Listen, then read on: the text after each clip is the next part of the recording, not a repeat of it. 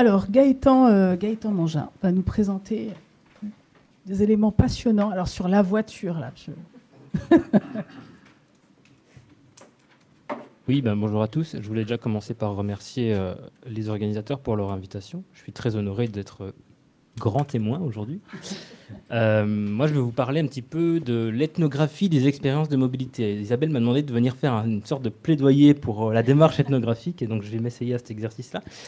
Je vais revenir un petit peu sur la fécondité de la démarche ethnographique pour saisir la réalité, la comprendre, l'analyser, et du coup, en finalité aussi, parce qu'on m'a dit qu'il y aurait des gens de l'ADEME notamment, pour agir dessus de façon à ce qu'on puisse avoir le plus de chances possible, tout simplement de produire ce qu'on cherche à produire. Alors, je vais vous parler de méthodes qualitatives, surtout d'entretien, d'observation, et puis même un petit peu d'hybridation entre les deux. Je vais avoir un propos. Alors, moi, je suis universitaire, donc voilà, j'ai mes codes d'universitaire en 3 parties. Donc, premièrement, je vais vous parler un petit peu de ma thèse et puis de quelques travaux qui ont suivi sur l'expérience automobile, particulièrement. Je vous parlerai ensuite de la fécondité des démarches ethnographiques en complémentarité avec d'autres, notamment quantitatives par exemple, et puis comment elles permettent d'aborder bien aussi différentes échelles et de les faire dialoguer entre elles. Et puis troisièmement, j'essaierai de faire atterrir tout ça pour vous dire un petit peu ce que ça permet de comprendre concrètement, notamment sur un terrain comme celui des mobilités et plus particulièrement de l'automobilisme. Et j'ai oublié de lancer mon chrono, donc je le fais tout de suite. Premièrement, un petit point alors, sur mes travaux. D'abord, mon travail de thèse, il est parti d'un constat assez étonnant, c'est qu'on a un paradoxe aujourd'hui entre un intérêt assez important, même croissant pour des véhicules d'hier, d'un côté, donc avec des cotes qui montent de façon exponentielle, des communautés d'adeptes et de pratiques qui se forment, des individus qui s'engagent dans des possessions, des pratiques nouvelles, etc. On pourrait y revenir plus longuement si vous le souhaitez plus tard. Et puis d'un autre côté, eh bien, un impératif écologique que vous connaissez, qui est croissant, l'appel au report modal, la voie aussi vers l'électrification des mobilités. Ce qui est important de comprendre, c'est que j'ai voulu accéder ici à de véritables engagements, alors durables, je ne sais pas, mais en tout cas projetés comme tels dans le temps. C'est-à-dire il s'agit assez peu en réalité de personnes qui ont fait de nécessité vertu, qui possèdent une voiture ancienne parce que ça ne coûte pas cher, par exemple. Alors, j'avais l'impression, notamment ici, dans mes questionnements de base, que la notion de récit était assez centrale, mais à différentes échelles, collectif, national, individuel, familial, et puis à des échelles aussi entre les deux. Et donc, j'ai posé une problématique un peu naïve, finalement. Comment on explique l'explosion de pratiques et d'attachement à des idées et à des objets d'hier, à l'heure où, précisément, on est censé se réinventer, réinventer de nouvelles projections, de nouvelles façons de faire, de se déplacer, et puis, précisément, faire rupture avec tout ça. Donc j'ai investigué pour questionner justement ces attachements, ces récits, ces engagements, et ce à 3 échelles. Alors la première, c'est l'échelle institutionnelle, en m'intéressant aux institutions qui régissent de tels objets, au discours médiatique, notamment ici la presse spécialisée, où on va retrouver une centralité effectivement de la notion de patrimoine ici, c'est-à-dire finalement tout un imaginaire collectif, des récits nationaux dont ces objets seraient des époques, dont ces objets seraient des reliques. J'utilise à dessein un terme chargé ici de spiritualité, voire d'ésotérisme, d'un monde finalement souvent idéalisé auquel on pourrait se reconnecter par ces objets. Le deuxième terrain et la deuxième échelle, c'est celle des communautés. Donc là, je suis allé regarder, je suis allé observer, mais j'ai aussi participé à des activités avec une propre voiture achetée pour l'occasion, une Opel Kadett de 79 pour ceux à qui ça parle, en m'engageant corps et âme dans quoi ? Bien dans des activités, en allant exposer, bricoler, conduire, voire piloter, déconner, rire, discuter, fustiger. En clair, j'ai tenté de partager et d'observer l'ordinarité des pratiques et de l'expérience des gens dont il s'agit ici finalement. Et puis troisièmement, à l'échelle individuelle, là j'ai réalisé des entretiens biographiques assez longs, des fois 3-4 heures, qui ont permis de retracer les racines narratives qui se nichent finalement dans les attachements à tels objets, qui ont permis de saisir l'encastrement aussi de ces objets dans les biographies, même parfois dans les généalogies, des récits qui font émerger ici des attachements de nature multiple à des individus, disparus ou non, à des savoirs, des compétences, en voie de disparition ou non, à des valeurs, là aussi considérées comme disparues ou non. Et puis, alors je vous le disais, des terrains complémentaires aussi, notamment 2 contrats postdoctoraux avec mon directeur de thèse et collègue maintenant, Hervé Marchal. Le premier, une enquête consistant à saisir l'expérience ordinaire et quotidienne de la conduite chez les habitants du pavillonnaire périurbain nancéen et dijonnais, principalement, avec une méthode ici, celui de l'entretien participant, qui en fait consiste à remonter en voiture avec les gens, à les regarder et à les faire parler en situation. Et puis une autre enquête qui a consisté à saisir l'expérience de situation de ce qu'on a appelé le mal-endettement chez des ménages en fait très endettés, avec tout un volet consacré à l'endettement automobile, qui nous a invités à questionner et à approfondir finalement le caractère très peu rationnel économiquement encore aujourd'hui, hein, on en parlait hier soir, de dépenses liées à l'automobile et l'endettement qui est lié. Ici, par exemple, en termes de posture, parce que c'est ça dont il est question, on ne peut pas, il me semble, ne pas prendre au sérieux nos informateurs quand ils nous disent que malgré un très fort taux d'endettement, parfois même pas du tout soutenable économiquement en réalité, hein, eh bien ça vaut le coup. Ça vaut le coup. Pour eux, l'expérience automobile vaut ce coût, COUT.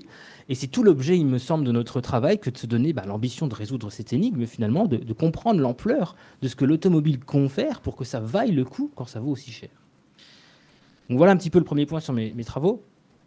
Deuxièmement, je vais m'arrêter maintenant un petit peu sur les modalités donc, de cette démarche ethnographique et ce qu'elle permet pour la compréhension, on pourrait dire ça comme ça, du vécu ordinaire des populations et donc pour penser aussi des politiques publiques et leur réception. Alors pourquoi l'ethnographie? Pourquoi aller observer et pas se contenter d'enquêtes par questionnaire, de chiffres, hein, par exemple? Eh bien, un intérêt principal ici, il me semble, c'est celui de confronter, dirait Austin, le dire au faire. Hein. Austin nous disait, il y a le dire, déclaratif, il y a le faire qu'on fait réellement, il y a une distinction entre les deux. Puis il y a même, en plus de ça, le dire sur le faire, hein, qui peut encore relever d'autres éléments. Donc il faut insister ici, eh bien, en fait, à nouveau, hein, sur combien nous sommes tous en fait emplis de paradoxes. On n'est pas du tout, les individus sont loin d'être cohérents. Alors ça ne veut pas dire qu'ils sont des menteurs, hein, ça ne veut pas dire qu'on a affaire à des menteurs maladifs, pas du tout. C'est juste que les gens, et on en fait partie, hein, sont que partiellement transparents à eux-mêmes finalement, comme nous tous ici. Un exemple ici venu du terrain, une dame qu'on rencontre qui nous dit, vous savez, moi, la voiture, vraiment, c'est 4 roues et un volant, j'en ai, mais rien à faire du tout. Ma voiture, j'ai pas de rapport fétichiste, d'attachement particulier, tout. On monte en voiture avec elle, elle met sa ceinture, elle met la clé, elle tape sur le volant, allez Titine, on y va. Pas de rapport fétichiste du tout, pas d'attachement du tout. Hein. On voit bien ici comment les choses sont plus complexes que ça. Pour emprunter au philosophe de l'urbain aussi Henri Lefebvre, hein, que certains doivent connaître ici, on dira qu'on va confronter aussi ce qui est conçu hein, politiquement, administrativement, scientifiquement, aussi ce qui est pensé scientifiquement, avec ce qui est perçu hein, dans les sens, le corps notamment, et puis ce qui est vécu affectivement, émotionnellement, socialement. Un autre intérêt, il me semble, de cette ethnographie, c'est ce qu'on pourrait appeler la profondeur de champ d'analyse. Et ça permet d'enrichir sa démarche par l'ethnographie, c'est de se donner finalement les moyens de saisir un phénomène à différentes échelles, et donc de le documenter minutieusement. C'est pas la même chose de sonder des discours médiatiques et politiques, d'aller observer et écouter ce qui circule dans les communautés de pratique, de loisirs, de réparation par exemple, ou d'appréhender ce qui se vit singulièrement dans l'expérience individuelle. Howard Baker, le sociologue américain, il disait ici qu'en fait, au travers d'études de cas particuliers, bien évidemment, on perd en largeur de focale, mais ce qu'on va perdre en largeur de focale, on va le gagner en finesse d'analyse. Alors, ici, j'entends venir les critiques un petit peu classiques. Hein. Oui, mais vous n'êtes pas représentatif. Oui, et alors, dirait Howard Baker. Et alors ? Finalement, ce n'est pas important ici. L'important ici, c'est de documenter les variations possibles d'un phénomène, d'explorer, dirait Baker encore une fois, une mosaïque de cas particuliers et particulièrement instructifs, par exemple la multiplicité des formes d'attachement à l'objet voiture, plutôt que de sursaturer en fait une seule hypothèse. Donc concrètement, dans l'élaboration, l'évaluation et le réajustement des politiques publiques ici, qu'est-ce que ça nous permet, cette démarche ethnographique ?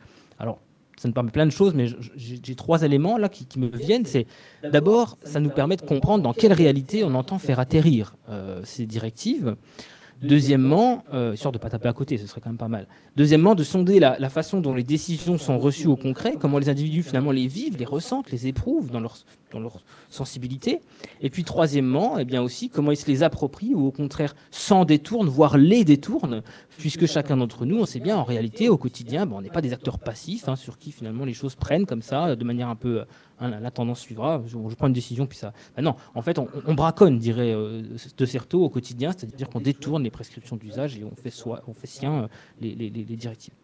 Siennes, pardon, ses appropriées. Alors, qu'est-ce qu'on va observer et avec quelle posture ? Eh bien, personnellement, on pourra en discuter, hein, tout le monde n'est pas d'accord, mais personnellement, je me situe dans la perspective de Paul Feyerabend, qui disait dans son ouvrage Contre la méthode, le titre de l'ouvrage, finalement, tout est bon, tout est intéressant. Au début, bien sûr, après, on va resserrer, mais on est proche de ce qu'on appelle la théorie ancrée, hein, la grounded theory, qui suppose finalement que tout est bon à prendre, tout est bon à observer, tout est bon à regarder. Et l'observation, finalement, je crois que la démarche ethnographique, elle permet surtout ça. On sait ce qu'on cherche, mais il y a une chose aussi qu'on sait, c'est qu'on va trouver des choses qu'on ne cherchait pas. Et ici, bien sûr, on a une démarche hypothético-déductive, c'est-à-dire je pose mes hypothèses, et bien sûr, c'est un guide, hein, il ne faut absolument pas l'oublier. Hein. J'ai des hypothèses, je cherche à les vérifier, et il ne faut pas s'égarer là-dessus. Mais je crois que ce serait un piège que d'y rester prisonnier, d'en rester prisonnier, pardon. Et donc, ce qui est intéressant, c'est aussi voir surtout une démarche inductive. C'est-à-dire que la richesse du terrain, elle vient aussi voir surtout de tout ce qu'on n'avait pas imaginé avant d'y aller, et puis à côté de quoi on aurait pu finalement passer si on avait gardé nos œillères, qu'on y était resté aveugle. Et donc là-dessus, il me semble, c'est une toute petite parenthèse, un petit tacle un peu gratuit, mais pas si gratuit que ça.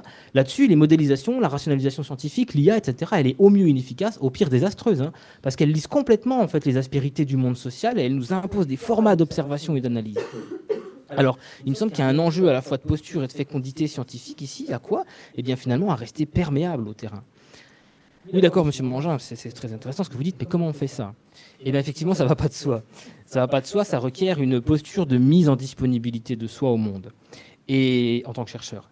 Et donc, à la fois déployer, moi je dis aux étudiants, déployer vos antennes sociologiques, hein, vous avez des théories, tout ça, donc déployer vos antennes sociologiques, mais les antennes sociologiques, c'est aussi mettre à profit une indispensable sensibilité au monde social et à l'expérience de l'autre. Et mobiliser quoi ici? Bien, ses propres facultés à éprouver des sensations, à ressentir des émotions, une sensibilité mise au service ici de quoi? De l'accession à l'expérience d'autrui. Pareil, hein, c'est un guide ici, il ne faut pas oublier, c'est ça notre but. Hein. C'est pas de vivre une expérience pour nous, hein, c'est pas un ego trip. Hein.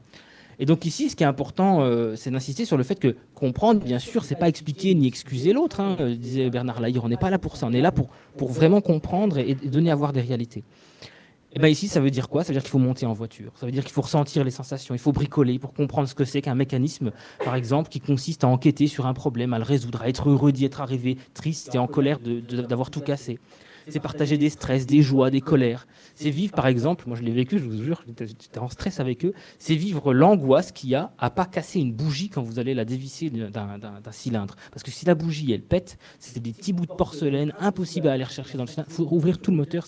Et donc là, imaginez un peu la tension que c'est quand on sait qu'il faut qu'on ouvre, mais pas trop vite. Et là, on vit ça. Et ça, en fait, tout ça, il n'y a qu'en situation qu'on y accède. C'est ça qui est important. C'est qu'en fait, en entretien sur table, c'est impossible d'accéder à ça. Notamment parce que, comme on le disait, les individus ne conscientisent pas eux-mêmes la dimension directement éprouvée de leur expérience. En tant que scientifique, on adorerait. Ce serait super pratique et tout, mais c'est pas comme ça que ça marche. Hein. Force est de constater que les gens ne sont pas des sujets transparents à eux-mêmes, desquels il suffirait finalement d'extraire comme ça de la donnée par la parole. Donc ici, pour comprendre ce qui se passe quand les gens prennent la voiture, il faut aller en voiture avec eux, je le disais, il faut regarder le corps, interroger les émotions, rebondir sur les situations, sur l'imprévu. On ne sait pas ce qui va se passer. Une fois, un conducteur a dû piler parce qu'il y avait un gamin qui passait avec un ballon. L'angoisse, le stress, puis après le soulagement, puis on spiritualise. Oh, tu te rends compte, ça, comme la vie des fois, hein, comme ça. Et ouais. Et donc c'est tout ça. C'est tout ça comprendre l'expérience automobile. Alors là, pareil, on va me rétorquer, oui, mais monsieur Mangin, la neutralité axiologique. Alors, la neutralité, vaste débat. Hein. Je n'ouvre pas la boîte de Pandore, mais quand même un tout petit peu, parce que c'est quand même intéressant. Il me semble ici trois choses. D'abord, c'est un idéal de posture, bien évidemment, c'est un idéal, mais vers lequel tendre, qui, à mon sens, n'est jamais réalisé. Et on sait très bien qu'on met tous de soi dans son sujet, il n'y a pas de hasard. Hein. Je sais très bien pourquoi je travaille sur ce sujet, par exemple. Deuxièmement, il me semble qu'il n'est pas forcément contradictoire, ce principe de neutralité axiologique, avec un engagement ethnographique tel que pensé par Daniel Seyffarth, notamment, un engagement de soi dans l'action, qui ne veut pas dire qu'on va y mettre ses valeurs, et puis voilà. On a aussi des méthodes, on l'a vu, on a aussi des manières de faire.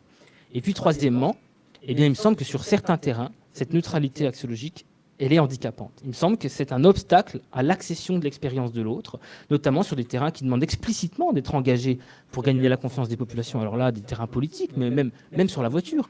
Sur les rassemblements de voitures, on voit bien, Isabelle, je pense que tu l'as vécu, le fait de ne pas être critique envers les directives écologiques, par exemple, ce serait une erreur terrible, méthodologiquement parlant. Parce qu'en fait, on passe à côté de plein de choses. Ça devient quasiment un facteur d'exclusion. Or, ce qu'on veut, c'est accéder, nous, aux discussions, aux activités, etc.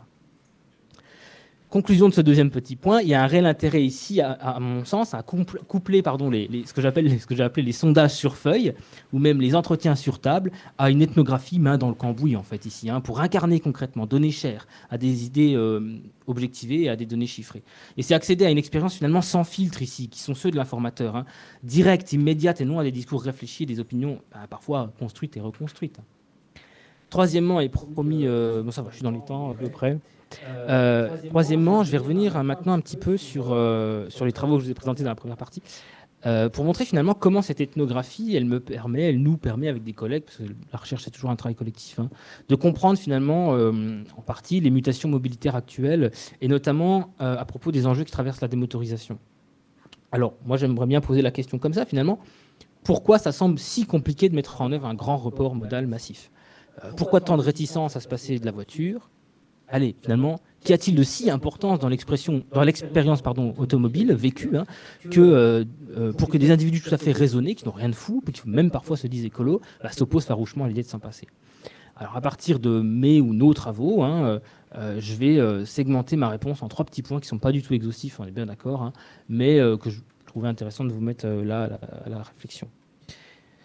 Il me semble qu'il faut aller regarder du côté de 3 points. D'abord, il me semble qu'il faut se rendre compte qu'elle est, la voiture, encore et toujours le réceptacle d'un certain nombre de récits et de mythologies particulièrement opérantes, et même de promesses. D'abord, des idéaux, bien sûr, hein, liberté, flexibilité, et en même temps, c'est pas si étonnant de voir que les individus tentent de répondre à l'injonction ici d'être dans la flexibilité, l'adaptabilité, quand bien même tout ça est très fictionnel, hein. Je vous redonne un exemple.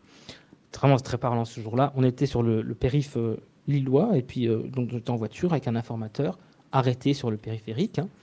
Donc on est à l'arrêt, dans les bouchons et tout. Et là, comme il est dans les bouchons, il redevient en capacité de s'exprimer et tout, parce qu'il est moins attentif à ce qui se passe et tout, on est arrêté. Donc là, il reprend son récit, puis il dit « Ouais, non, donc toi, moi, comme je te disais, pour moi, la voiture, c'est vraiment la liberté. » Paradoxe, là, quand même. Incroyable. Moi, c'est vraiment... On dit « Arrêtez, quoi !» Je veux dire, là voilà, donc la situation est assez cocasse. Mais donc, quand bien même ces mythologies, elles sont très opérantes, quand bien même elles sont tout à fait fictionnelles. Et elles sont d'ailleurs particulièrement, vous le savez bien, entretenues par les constructeurs, la publicité et autres. Et d'ailleurs, il me semble, renouvelées notamment par la promesse de l'électrification ici, qui finalement nous dit pas vraiment besoin d'imaginer un monde sans voiture, puisqu'il n'y a plus qu'à électrifier tout ça finalement. Donc ici, la voiture, c'est autant de symboles, hein, qui est important ici, de réussite sociale pour les uns, de singularisation identitaire pour les autres. Ce qui est intéressant, c'est d'aller voir les propriétaires de Dacia. Moi, j'adore, parce que les propriétaires de Dacia, ils vous disent « Moi, la voiture, je m'en fous, c'est pour ça que j'ai acheté une Dacia, parce que c'est juste 4 roues et un volant et tout. » Puis en fait, quand vous creusez ça, vous voyez qu'en fait, il y a toute une idée derrière laquelle, finalement, eux, c'est vraiment les plus intelligents, quoi. C'est une sorte d'élite intellectuelle, les gens qui roulent en Dacia, parce qu'eux, ils ont compris, alors que vous n'avez rien capté. Enfin, voilà. Donc, en fait, on voit bien qu'il y a toute une dimension symbolique, sociale derrière. Donc, en fait, ils échappent. C'est là le paradoxe, c'est qu'ils n'échappent pas du tout à ce à quoi ils essaient d'échapper, à savoir la logique symbolique, etc. Deuxièmement, il me semble qu'il faut aller voir absolument ce qui se joue dans la voiture, dans l'habitacle. Il faut absolument, je crois, se donner l'ambition de comprendre l'expérience de l'espace intérieur automobile en tant qu'espace pleinement habité au sens fort du terme ici, c'est-à-dire approprié, apprivoisé, pleinement investi par le corps, les sensations, les émotions. Et ce, d'autant plus chez ceux qui se sentent privés de ces possibilités en dehors. Les jeunes, par exemple, pour qui, en fait, même la chambre chez les parents devient un espace pas vraiment à soi, parce que quand même, maman, elle vient, elle fait les poussières sans me demander, du coup, voilà. Ou chez les personnes pour qui l'accession à la propriété est compliquée. Ces gens-là, souvent, nous disent, vous voyez, moi, ma voiture, au moins, elle est à moi. Et là, on comprend, par exemple, l'endettement automobile et tout. Endettement automobile qui fait qu'à un moment donné, peut-être qu'ils auraient pu acheter et puis qu'ils ne peuvent pas acheter aussi leur logement. Donc, c'est aussi une serpent qui se mord la queue, on est d'accord, hein. Ici, dans une société finalement traversée par quoi? Des aspirations grandissantes à l'autonomie, traversée aussi par la raréfaction d'espace, de moments à soi, dans un quotidien toujours plus chargé, ou temporalité compressée, eh bien, les mobilités automobiles, elles deviennent des instants, on nous dit, ça c'est une expression d'un informateur que j'ai beaucoup aimé, c'est des moments volés au temps. C'est des moments que je me réapproprie, c'est des moments que je vole au temps et à cet emploi du temps qui me compresse. Et donc des parenthèses dans le flot du quotidien qui permettent de se retrouver avec soi, de se détendre, de souffler, de méditer, de pleurer, de délibérer, de prendre des décisions, de renouveler ses petites fictions personnelles. Et donc c'est quoi ici? C'est des moments essentiels finalement pour supporter le quotidien. Ici, un monsieur nous disait, vous savez, moi, quand j'ai divorcé, le seul endroit où j'étais bien, c'était ma bagnole. Et il nous expliquait qu'il prenait sa voiture pour aller nulle part. Là aussi, hein, c'est un préjugé que de penser qu'on prend sa voiture pour aller quelque part. Il prenait sa voiture et il se barrait. Parce qu'il nous a dit, en fait, si je restais à la maison, je devenais fou.